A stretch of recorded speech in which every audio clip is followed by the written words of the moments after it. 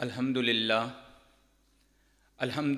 الذی لم یزل عالما قدیرا حیا قیوما سمیعا بصیرا والصلاة والسلام علی محمد وعلی آلہ واصحابہ اجمعین، اما بعد فاعوذ باللہ من الشیطان الرجیم، بسم اللہ الرحمن الرحیم۔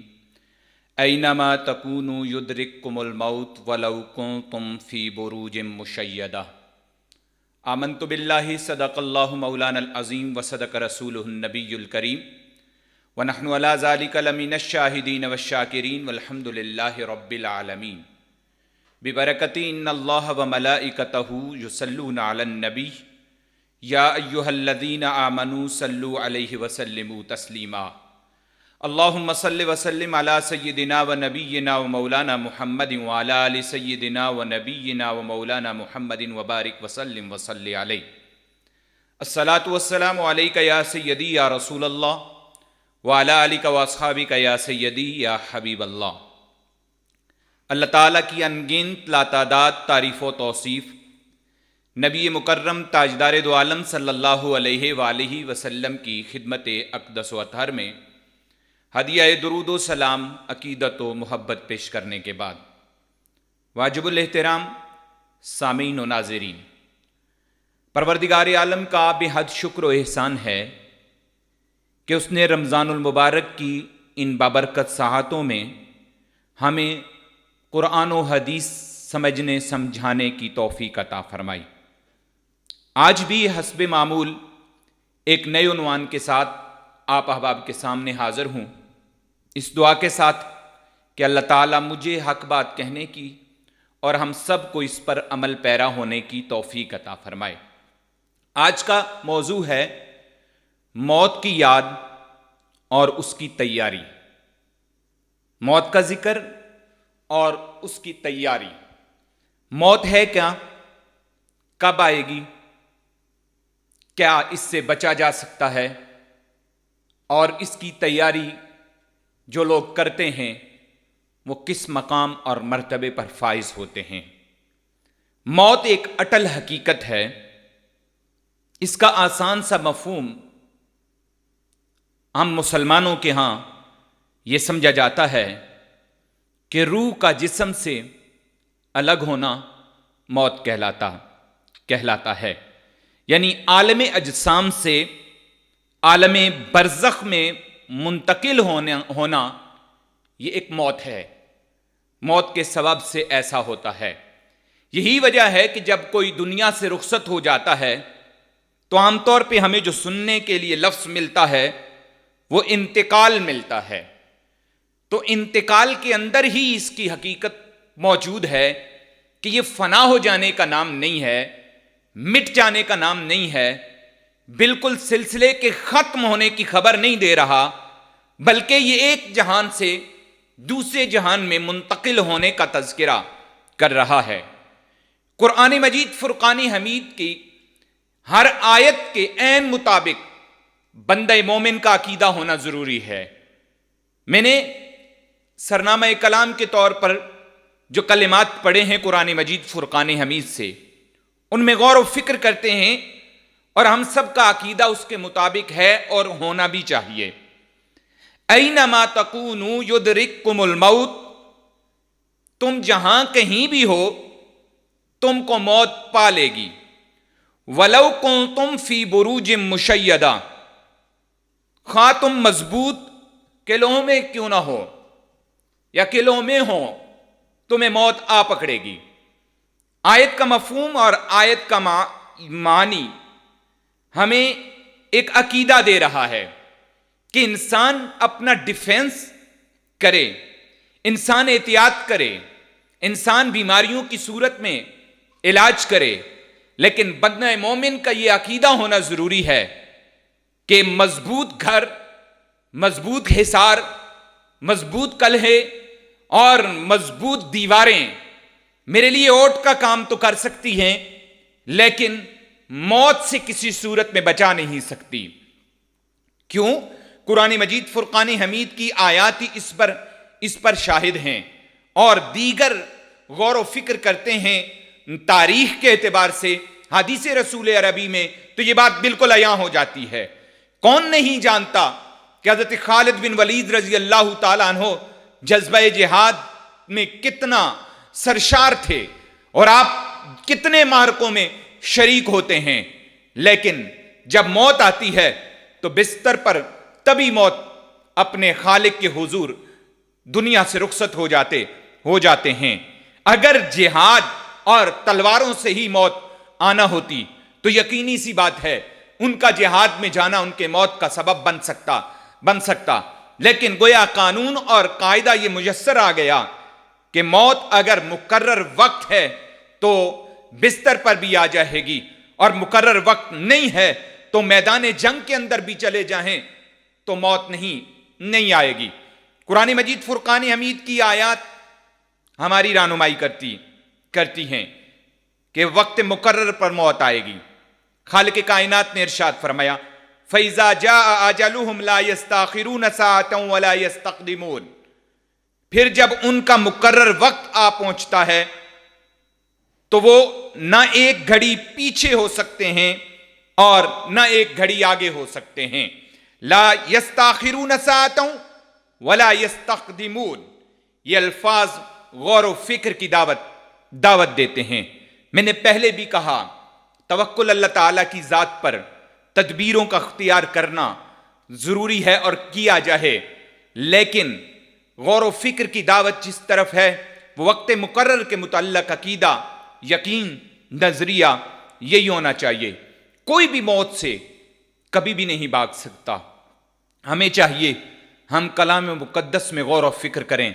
رمضان المبارک کے بابرکت ایام ہیں، ماشاءاللہ سے کچھ دوستوں کی، کچھ لوگوں کی قرآن مجید کی تلاوت کی ایک روٹین بنی ہوئی ہے اور سمجھنے کی طرف ترجمہ، مفاہیم اور دیگر اعتبار سے علمی دنیا کی طرف بڑھ رہے ہیں، بہت اچھی بات ہے، لیکن یہ سلسلہ صرف رمضان المبارک تک محدود نہیں ہونا چاہیے، بلکہ زیادہ سے زیادہ اہتمام کر کے یہ نیک اعمال کی عادت رمضان المبارک سے لے کے اس کو تسلسل کے ساتھ اپنے ساتھ رکھنی ہے، تبھی روزے کی فرضیت کا مقصد ہماری زندگیوں میں پورا ہوگا۔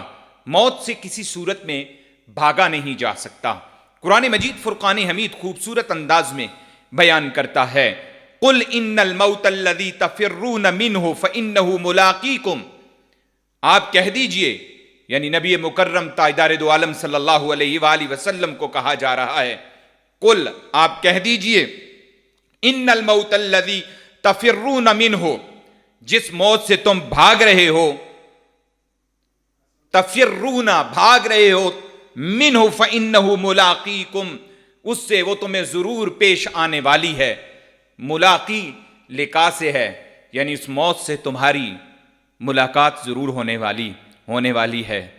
تمہارا بھاگنا کسی صورت میں فائدہ نہیں دے گا، یہ ایک اٹل حقیقت ہے اور سارے انسان مانتے بھی ہیں، لیکن مسلمانوں کے سامنے موت کا تذکرہ کرنے کا مقصد یہ ایک اصلاح کا ایک اہم عنوان ہے، موت، کہ اس اعتبار سے بندہ اپنی دنیا اور آخرت کو بہتر کر سکتا ہے۔ ایک سوال ذہن میں ہر شخص کے آ سکتا ہے اور آنا بھی چاہیے کہ موت کے بعد ہوتا کیا ہے؟ کیا کہیں صرف علماء اپنی تحقیق کے مطابق ہی تو نہیں بات کرتے؟ کیا اس تحقیق میں کہیں کوئی کمزوری تو نہیں آ سکتی یا دوسری تحقیق تو نہیں آ سکتی؟ صاحب نہیں، موت کے بعد کیا ہونا ہے یہ سوال قرآن پر پیش کرتے ہیں اور قرآنی آیات واضح لفظوں میں اس کا جواب ہمیں عنایت کرتے ہیں۔ موت کے بعد کیا ہے؟ سورہ یاسین آیت نمبر 12 میں اللہ تعالیٰ نے ارشاد فرمایا اِنَّا نَحْنُ نُحْيِي الْمَوْتَى، بے شک ہم مردوں کو زندہ کرتے ہیں۔ گویا موت کے بعد ساتھ ہی زندگی ہے، یہ انتقال ہے، اس جہاں سے اس جہاں میں منتقل ہونا، ساتھ ہی عالم برزخ کا سلسلہ ہے۔ موت کے بعد حیات ہے، اور قرآن مجید کی اس آیت میں غور و فکر کریں تو ہمارے لیے اصلاح کا ایک بہت بڑا پیغام ہے۔ وَنَكْتُبُ مَا قَدَّمُوا، اور ہم ان کے وہ عمل لکھ رہے ہیں جو انہوں نے پہلے بھیجے، وآثارہم، اور وہ عمل جو پیچھے چھوڑے، یعنی جو آثار ہیں۔ انسان کے اعمال دو طرح کے ہوتے ہیں۔ بعض اوقات انسان کام کرتا ہے، اس کی ظاہری کوئی علامت نہیں ہوتی، لیکن وہ نیک کام ہوتا ہے، فرمایا وہ آگے بھیج دیا جاتا ہے۔ لیکن کچھ نیک اعمال ایسے ہیں جو پیچھے چھوڑ دیے، جن کے آثار موجود ہوتے ہیں، جو پیچھے رہ جاتے ہیں۔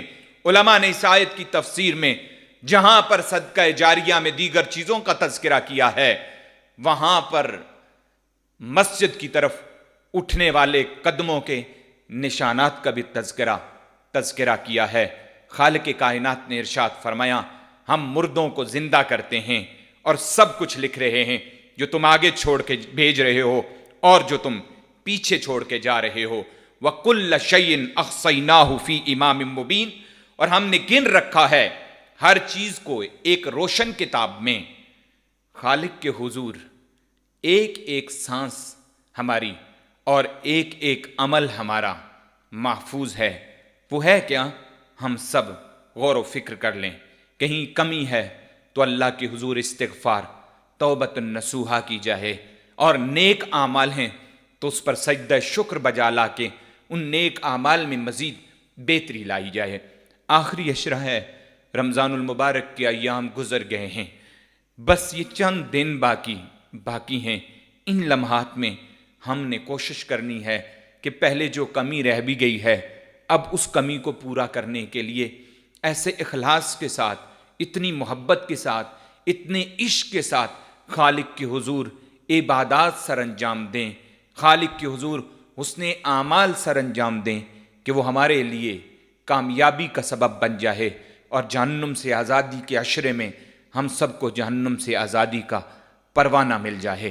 رسول رحمت تاجدار دو عالم صلی اللہ علیہ وآلہ وسلم کی حدیث طیبہ کی طرف بڑھتا ہوں۔ یہ میرے خطبے میں قرآنی آیات تھی جن کا مفہوم آپ احباب کے سامنے، جن کے تلاوت آپ احباب کے سامنے کی۔ دوسرا حصہ رسول رحمت تاجدار دو عالم صلی اللہ علیہ وآلہ وسلم کی حدیث طیبہ کا لیتے ہیں، اس میں سہارا لیتے ہیں کہ آقا حضور رحمت دو عالم صلی اللہ علیہ وآلہ وسلم نے کیسے ترغیب دی ہے، آپ نے کیسے متوجہ کیا ہے، آپ نے کیسے رغبت دلائی ہے موت کی یاد کے لیے۔ حضرت عبداللہ بن عمر رضی اللہ تعالیٰ عنہ اس حدیث کے راوی ہیں، اور آپ بھی ذہن میں ایک سوال لے آئیں کہ سب سے عقل مند شخص کون سا ہے۔ رسول رحمت کی حدیث کی روشنی میں اس کا جواب لیتے ہیں۔ یہ حدیث طیبہ سنن ابن ماجہ کے اندر موجود ہے۔ حضرت عبداللہ بن عمر رضی اللہ تعالیٰ عنہما اس کے راوی ہیں۔ قال رسول اللہ صلی اللہ علیہ وآلہ وسلم، حضور صلی اللہ علیہ وآلہ وسلم نے ارشاد فرمایا، اقیس المومنین، مومنین میں سے سب سے زیادہ عقل مند بندہ وہ ہے جو ذکر کثرت سے کرتا ہو اللہ تعالیٰ کا، اور ساتھ ہی امام الانبیاء نے ارشاد فرمایا، اور موت کی تیاری اچھے طریقے سے کرتا ہو، وہ تمام مومنین میں سے سب سے زیادہ عقل مند ہے۔ ظاہر سی بات ہے کہ عقل کا تقاضا یہی ہے، جس جگہ جتنا ٹھہرنا ہے اتنا ساز و سامان کا تیار ہونا یا پاس ہونا ضروری ہے۔ ہم نے اس دنیا میں مخصوص سے وقت کے لیے چند لمحہ، کچھ وقت کے لیے ہم نے یہاں پر حاضر رہنا ہے، پھر ہم نے اگلے جہان میں منتقل ہو جانا ہے۔ وہاں کے لیے اعمال کیا ہیں ہمارے پاس، وہاں کے لیے ہم نے کیسے اعمال کرنے ہیں، ہم نے اچھے اعمال یہاں پر کرنے ہیں تاکہ وہاں پر اجر و ثواب مل سکے۔ یہ آخرت کی تیاری سے متعلق حدیث مقدسہ تھی۔ میں اس پر ایک اور حدیث لانا چاہ رہا ہوں کہ جو حدیث مقدسہ موت کی یاد کا سبب بنتی ہے۔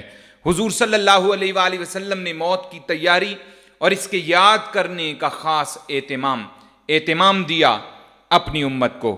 آقا حضرت عبداللہ بن مسعود رضی اللہ تعالیٰ عنہ اس حدیث مقدسہ کے راوی ہیں کہ رسول رحمت تاجدار دو عالم صلی اللہ علیہ وآلہ وسلم نے ارشاد فرمایا، کنت نعیتکم عن زیارت القبور، نبی علیہ السلام نے ارشاد فرمایا میں نے تمہیں قبور کی زیارت سے منع کیا تھا، اور رسول رحمت تاجدار دو عالم صلی اللہ علیہ وسلم نے ارشاد فرمایا فزوروہا، اب قبروں کی زیارت کیا کرو۔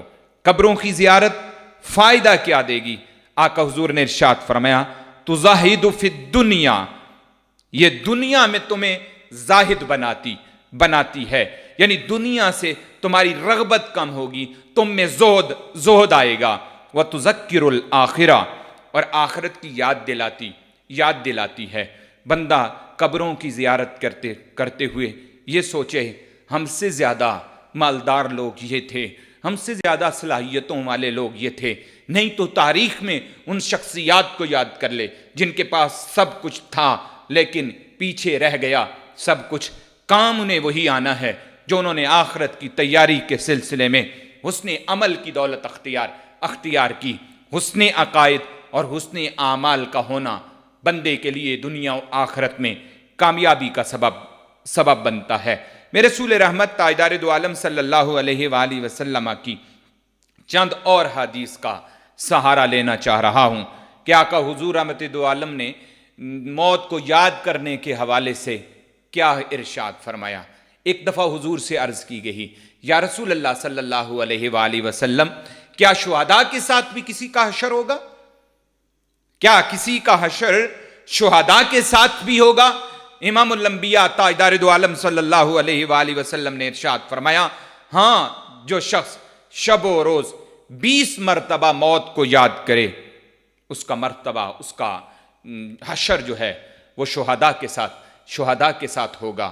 شب و روز میں چلتے پھرتے، اٹھتے بیٹھتے، سوتے جاگتے ہمیں موت کی یاد کی اشد ضرورت ہے۔ اس کی ایک بڑی وجہ کیا ہے؟ اگر آپ دنیا میں غور و فکر کریں، سب احباب روحانی زندگی گزار رہے ہیں مجھ سمیت، کبھی بھی ہماری روحانی زندگی کو نقصان ہوا ہے تو کس سبب سے ہوا ہے؟ یہ دنیا کی لذتوں کی وجہ سے ہوا ہے، خواہ وہ مال کی ہوس ہو یا دیگر اندرونی خواہشات ہوں۔ رسول رحمت تاجدار دو عالم صلی اللہ علیہ وآلہ وسلم نے اس ہوس کو مٹانے کا ایک نسخہ کیمیا دیا ہے۔ حضرت ابو ہریرہ رضی اللہ تعالیٰ عنہ راوی ہیں، یہ حدیث مقدسہ سنن ابن ماجہ کے اندر موجود ہے کہ رسول اللہ صلی اللہ علیہ وآلہ وسلم نے ارشاد فرمایا لذتوں کو توڑنے والی یعنی موت کو کثرت سے یاد کرو۔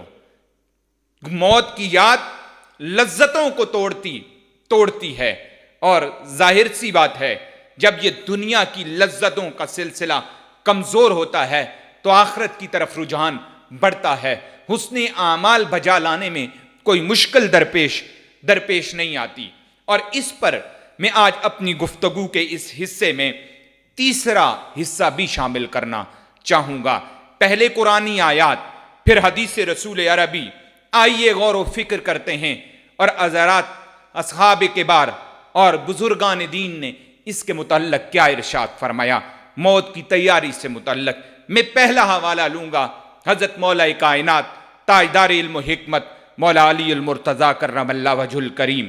آپ ارشاد فرماتے ہیں دنیا پیٹھ پھیر کر جانے والی ہے اور پیٹھ پھیر چکی ہے، جانے والی ہے، اور ساتھ ہی فرمایا اور آخرت پیش آنے والی ہے۔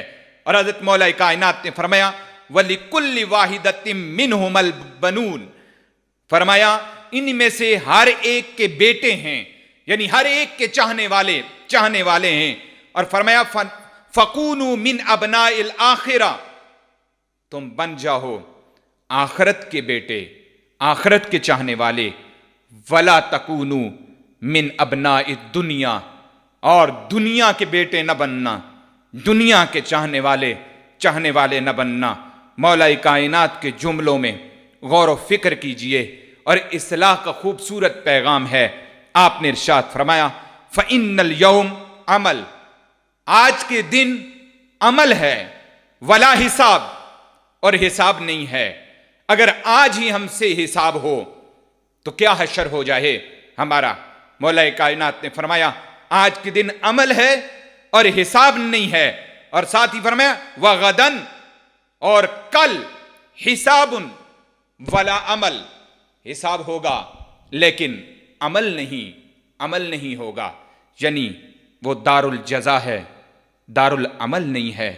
ہم غور و فکر کرتے ہیں اور مولا کائنات کے یہ جملے سبق دے رہے ہیں کہ آج مہلت ہے، آج عمل کا وقت ہے، کل ہم نے جزا پانی ہے۔ غور و فکر کی بات ہے۔ بہت سے بزرگ ہستیاں موت کی یاد میں تڑپتی ہیں۔ خلیفہ سوم حضرت عثمان غنی رضی اللہ تعالیٰ عنہ کی زندگی میں غور و فکر کرتے ہیں۔ حضرت عثمان غنی رضی اللہ تعالیٰ عنہ کا جب قبرستان سے گزر ہوتا اور قبرستان سے گزرتے ہوئے اس قدر روتے، گریہ طاری ہوتا، آپ پر گریہ ازاری کرتے کہ آپ کی ریش مبارک آنسوؤں سے تر ہو جایا کرتی۔ قبرستان سے گزر ہمارا بھی ہوتا ہے۔ السلام علیکم یا اہل القبور ہم بھی کہتے ہیں، لیکن ہماری کیفیت کیا ہوتی ہے؟ غور و فکر کی دعوت ہے۔ یہ وہ ہستیاں ہیں جن کا میں تذکرہ کر رہا ہوں، یہ اصحاب کبار ہیں۔ انہیں دنیا میں ہی جنتی ہونے کی بشارتیں دی گئی ہیں، انہیں اللہ کی رضا کا پروانہ ان کے سپرد کیا گیا ہے، لیکن موت کی یاد اتنی تڑپ خالق کے حضور ان ہستیوں میں پائی جاتی ہے۔ حضرت سری سکتی رحمت اللہ تعالی علیہ آپ ایک موقع پر فرماتے ہیں کہ اگر تیرے مال میں سے کچھ کم ہو جاتا ہے تو تو پریشان ہو جاتا ہے۔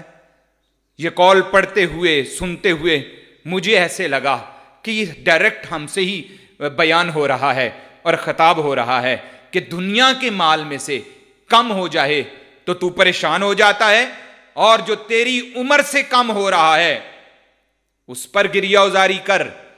اصل بات تو یہ ہے کہ عمر میں سے جو کم ہو رہا ہے، مانا کہ یہ اصطلاح ہے، مانا کہ یہ ایک سوچ ہے، یہ لفظوں کا سلسلہ ہے کہ فلاں بندہ بڑا ہو گیا، لیکن اس کے سوچنے کا رخ یہ کر لیا جائے کہ یہ جو گھڑی کے سیکنڈ کی ٹک ٹک ہمیں بتا رہی ہے، یہ منٹوں کا گزرنا اور گھنٹوں کا گزرنا ہے، کیا ہمیں یہ خبر نہیں دے رہا تم بڑے نہیں ہو رہے، تمہاری عمر کم ہو رہی ہے اور قبر سے قریب تر ہوتے چلے جا رہے ہو، اور اپنے موت کے وقت کے قریب ہوتے چلے جا رہے ہو۔ ہم سب نے اپنے رب کی حضور لبیک کہنا ہے۔ ذی روح جتنی بھی چیزیں ہیں، ہر ذی روح نے موت کا ذائقہ چکھنا ہے، اور اس پر غور و فکر ہم یہ کر لیتے ہیں کہ ہم نے اس کے لیے تیاری کرنی ہے۔ غور و فکر کی دعوت۔ جو بندہ موت کی اچھی طرح تیاری کر لیتا ہے، عقل مند ہے وہ بندہ، حسن ظن رکھتا ہے کہ میں نے خالق سے ملنا ہے، اللہ تعالیٰ غفور الرحیم ہے، میں نے نیک اعمال کر لیے اور مجھ سے اگر لغزشیں کوتاہیاں ہو گئی ہیں مولا معاف فرما دینا۔ حسن ظن رکھے ہوئے، کثرت حسن اعمال اور عقائد صحیح رکھے ہوئے آگے بڑھتا ہے۔ کیا دونوں کی موت ایک جیسی ہوگی؟ نہیں۔ یاد رکھیے، بندہ مومن کی موت اور عملی بندے کی موت سراسر مختلف ہے۔ غور و فکر کی دعوت دیتا ہوں۔ حضرت عبداللہ بن عمر رضی اللہ تعالیٰ عنہ اس حدیث مقدسہ کے راوی ہیں۔ آقا حضور رحمت دو عالم صلی اللہ علیہ وآلہ وسلم نے ارشاد فرمایا، تحفۃ المومن الموت، بندہ مومن کے لیے موت ایک تحفہ ہے۔ تحفہ انسان کو فنا تو نہیں کرتا، تحفہ انسان کو مٹا تو نہیں دیتا، یہ تحفہ موت کو بندہ مومن کے لیے قرار دیا ہے۔ مومنین والی زندگی ہماری ہونی چاہیے، ہماری ایک کامل مسلمانوں والی، کامل صاحب ایمان بندے والی زندگی ہونی چاہیے، جو ہمارے ایمان کا تقاضا ہے اس کے مطابق زندگی ہو جائے، تو یہ کامل زندگی ہے۔ اور اس پر جو موت آئے وہ موت تحفہ ہے۔ ائمہ اہل بیت میں سے سیدنا امام حسین پاک رضی اللہ تعالیٰ عنہ آپ بھی ایک موقع پر ارشاد فرماتے ہیں کہ موت جو ہے وہ بندے کے لیے ایک پھول ہے، ریحانہ آپ نے فرمایا، یہ گلدستہ ہے، اس سے تو خوشی محسوس ہوتی ہے۔ اور غور کر لیں تو زندگی میں سمجھ میں آتی ہے کہ ایک مسلمان کی کامل زندگی جو ہے وہ اسے جب موت اس پر واقع ہو جاتی ہے تو موت کے بعد اسے مل کے آ رہا ہوتا ہے۔ علماء نے اس پر تشریحات میں واضح لکھا ہے کہ اسے اجر و ثواب مل رہا ہوتا ہے۔ یہ موت ہی تو ہے جو اسے اجر و ثواب کے نظارے کا سبب بن رہی ہوتی ہے۔ اور اس پر غور و فکر ایک عاشق صادق یوں بھی کر سکتا ہے کہ یہ موت ہی تو ہے جو مجھے اپنے محبوب محمد عربی کے ساتھ آپ کا دیدار نور عطا کر رہی ہے۔ اور کیا حسین وہ مرحلہ ہے، کیا حسین وہ منظر ہے کہ جب بندہ مومن اپنی قبر میں ہوتا ہے اور فرشتے آ کر سوال کرتے ہیں۔ ظاہر ہے جس نے کامیاب زندگی گزاری ہوئی ہے اس کے سامنے رخ والضحیٰ ہوگا۔ آقا حضور رحمت دو عالم صلی اللہ علیہ وآلہ وسلم کی ذات والا صفات ہوگی، اور رسول رحمت کو وہ پہچان بھی رہا ہوگا اور وہ کہہ بھی رہا ہوگا یہ نبی مکرم ہیں، ان پر میں ایمان لایا، ان کی میں نے تصدیق کی، اور یہ میرے آقا حضور ہیں۔ یہ موت ہے جو سبب بن گئی اس سلسلے کی اور اس منظر کی، اسے اسی لیے تحفہ قرار دیا ہے۔ لیکن عبادات کے معاملے میں ہمیں اپنی ذمہ داریوں کے معاملے میں مسلسل کوشش کرنا ہوگی۔ لمحات جو بھی ہوں، اصلاح بندے کی خود سے کسی بھی وقت ہو سکتی ہے، کسی بھی جملے پر ہو سکتی ہے، کسی بھی واقعے پر ہو سکتی ہے۔ اسی سراغ کا یہ ایک سفر ہے کہ ہم نے دنیا سے ایک نہ ایک دن لازمی رخصت ہو جانا ہے، لیکن وہ زندگی میسر آ جائے جو کامیاب لوگوں کی زندگی ہے۔ نفس انسان کو برائیوں کی طرف رغبت دلاتا ہے، اسے دبا کر اچھائیوں کے ماحول اور نیکیوں کے ماحول پر استقامت بندے کو نفس مطمئنہ کے درجے پر لے جاتی ہے۔ جس پر بندے کی روح قبض ہوتی ہے تو کس انداز سے ہوتی ہے؟ کیا یہ قرآنی الفاظ نہیں ہیں؟ یا ایھتها النفس المطمئنہ ارجعی الی ربک راضیۃ مرضیہ فادخلی فی عبادی وادخلی جنتی۔ بس نفس مطمئنہ خالق کی طرف لوٹتا ہے، صدا آتی ہے، پیغام آتا ہے، فرشتہ بھی آئے تو سختیوں کا ماحول نہیں ہوتا ان لوگوں پر جو خدا کے محبوب ہوتے ہیں، ان لوگوں پر جو خدا کے قریب ہوتے ہیں، ان لوگوں پر جو خدا کی رضا والی زندگیاں بسر کر رہے ہوتے ہیں۔ ظاہر ہے پھر محبت کا تقاضا بھی ہے، اور اسی محبت کی انوار اور برکات اس نزا کی کیفیت میں حاصل ہوتی ہیں۔ اس سے پہلے توبہ کا دروازہ کھلا ہے، اس سے پہلے حسن اعمال کی کثرت کا ہمارے پاس موقع ہے۔ ہاں یہ ضرور ہے کہ اس امید پہ نہ رہیں کہ بعد میں توبہ کر لی جائے گی۔ کیوں کہ یہ جو وبائیں ہیں، یہ جو بیماریاں ہیں، ان کے ساتھ موت کی پرسنٹیج بھی میڈیکل شعبے کے لوگ تو بتا دیتے ہیں، لیکن غور و فکر کی دعوت یہ ہے کہ کیا اگلے لمحے کی گارنٹی یا پرسنٹیج کوئی دی جا سکتی ہے؟ کتنے پرسنٹ لوگوں نے آنے والے 2 دنوں میں باقی رہنا ہے؟ یہ گارنٹی کوئی نہیں دے سکتا، یہ یقینی طور پر کوئی نہیں کہہ سکتا۔ اس لیے ہم سب نے اپنی موت کی تیاری کرنی ہے، اپنی آخرت کی فکر کرنی ہے، اور شب و روز میں موت کو یاد کرنا ہے۔ سوتے ہوئے تو تب یاد کرنا ہے، بیدار ہوں تو دعاؤں کی صورت میں تب موت کو یاد کیا جائے۔ موت کی یاد معاشرے میں اصلاح کا کردار ادا کرتی ہے، اور بندے روحانی طور پر مضبوط ہونا شروع ہو جاتے ہیں۔ ہم کیا ہیں اور کیا ہیں ہمارے اعمال؟ اتنی بڑی جلیل القدر ہستیاں موت کی تیاری کرتی ہوئی دکھائی دیتی ہیں، اور پھر اس کی یاد میں روتی ہوئی دکھائی دیتی ہیں۔ ہم نے غور و فکر کر کے اپنے لیے نجات کا سامان لینا ہے، اور عملی دنیا میں بہتری کی کوشش کرنی ہے، اور موت کی تیاری کرنی ہے۔ دعا گو ہوں اللہ تعالیٰ جو کچھ کہا سنا، خالق و مالک مجھ سمیت ہم سب کو عمل کی توفیق عطا فرمائے۔ اور جن دوست و احباب نے شب و روز دعاؤں کا کہا، اللہ تعالیٰ سب کی نیک دعاؤں کو شرف قبولیت عطا فرما دے۔ وما علینا الا البلاغ۔